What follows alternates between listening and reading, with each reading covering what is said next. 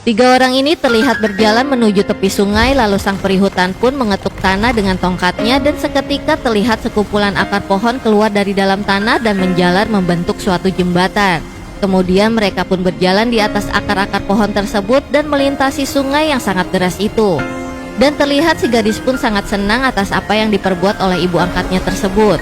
Tapi dari kejauhan terlihat para penduduk ketakutan melihat kedatangan si perihutan, karena cerita yang beredar perihutan adalah seorang penyihir jahat yang mengutuk anak kecil. Tapi mereka tidak tahu bahwa perihutan jugalah yang menyelamatkan gadis itu yang sekarang menjadi anak angkatnya. Kemudian mereka pun mulai memasuki gerbang istana dan kemudian terlihatlah istana megah sang pangeran yang menjulang tinggi. Kemudian mereka pun sampai di dalam kerajaan dan Pangeran Philip pun mulai memperkenalkan ayah dan ibunya. Dan setelah itu mereka pun mengajak para tamu undangan untuk makan malam bersama. Lalu pesta makan malam pun dimulai, terlihat para pelayan istana mulai mempersiapkan tempat mereka dan melakukan pelayanan standar kerajaan. Tapi sepertinya si perihutan terlihat kurang suka dengan tata cara dan aturan istana. Dan sang ratu yang memandang sini si perihutan, dan saat perihutan memandangnya kembali, sang ratu mengalihkan pandangannya kepada sang raja. Dan sang raja yang melihat itu pun memberi isyarat kalau sang ratu untuk tetap tenang. Dan kemudian para pelayan mulai menghidangkan daging burung kepada mereka. Dival yang melihat itu pun merasa risih ingin memakannya karena memang sebenarnya ia adalah seekor burung gagak. Dan ketika si perihutan ingin menyantap hidangannya, ia pun sadar terlihat piring dan yang lainnya terbuat dari logam. Dan ia pun hanya terdiam sembari memandangi makanan itu. Lalu sang ratu bertanya ada apa, dan Dival menunjukkan alat makannya. Lalu si gadis pun berkata, maaf yang mulia, ibu angkatku sensitif terhadap besi. Lalu sang ratu pun menyuruh pelayan untuk mengambil alat makan dari si perihutan. Tapi bukannya mengganti alas makannya, sang ratu pun berkata kepadanya, sepertinya kau nyaman makan dengan tanganmu.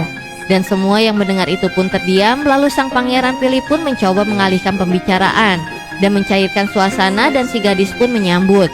Tapi sang ratu kembali berkata, aku penasaran bagaimana Aurora bisa menjadi ratu di hutan larangan, dan bukankah Aurora punya kastil sendiri peninggalan ayahnya? Sembari memandang si perihutan, dan perihutan pun hanya terdiam. Dan sang pangeran pun mencoba mengingatkan ibunya agar tak berbicara masa lalunya dan tak digubrisnya. Tapi si ibu ratu terus menyindir dan berkata tentang masa lalu seorang putri yang dikutuk tidur dan tak pernah bangun. Dan kemudian ayah dari sang putri pun dibunuh. Lalu sang perihutan pun menjawab, ya terkadang semua cerita itu tak sesuai dengan kenyataan, dan aku yakin pasti ada sebab dari sebuah perbuatan yang terjadi. Lalu terlihat sepertinya suasana sudah tidak bersahabat karena si perihutan pun merasa dipojokkan. Dan terlihat sedikit cahaya hijau keluar tangan si perihutan yang merasa tidak senang. Dan si gadis yang tahu akan hal itu pun memegang tangan si perihutan dan mencoba menenangkannya. Lalu sang gadis pun berkata, apakah yang Anda maksud ibu ratu? Lalu ibu ratu berkata kembali, banyak orang-orang tak bersalah dibunuh di hutan larangan, dan aku yakin para peri itu membunuhnya.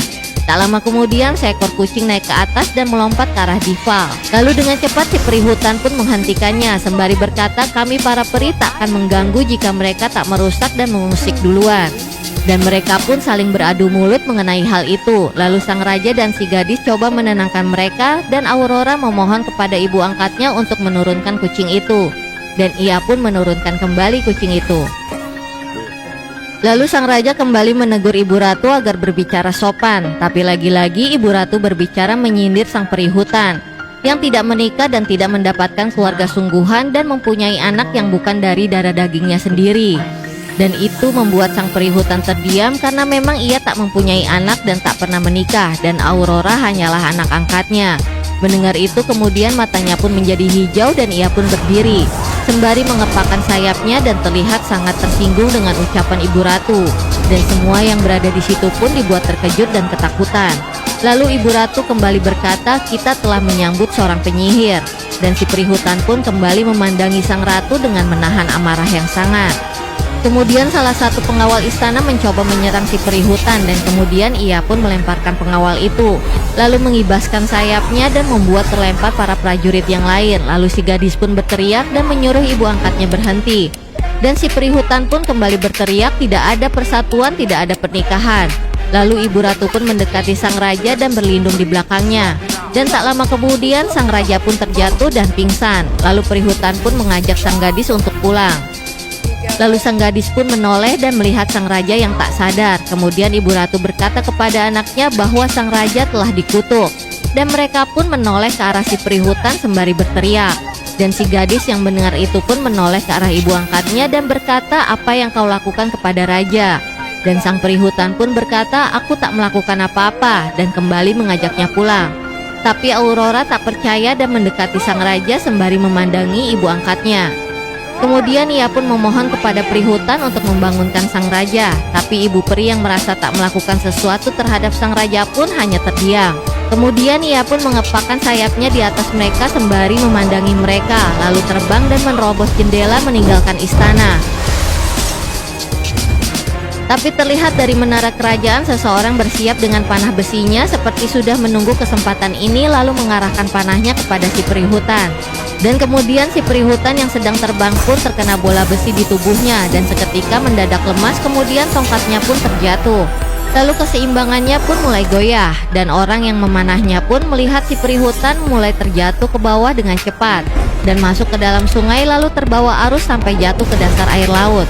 Lalu di sisi lain sang ibu ratu berkata kepada Aurora bahwa peri hutan adalah ancaman bagi semua orang, terutama untuk kamu, dan dia tak pantas menjadi ibumu. Lihat apa yang dilakukannya kepada sang raja. Lalu sang pangeran pun berkata kepada ibu ratu jika itu kutukan akan bisa dibangunkan dengan ciuman cinta sejati. Dan ibu adalah istri ayah, aku yakin ibu bisa membangunkannya. Tapi ibu ratu terlihat merasa tak yakin kalau itu bisa membangunkannya. Lalu ia pun mencoba mendekati sang raja dan berbisik di telinganya, "Semoga kamu tidak pernah bangun dan tidur selamanya, wahai raja yang lemah."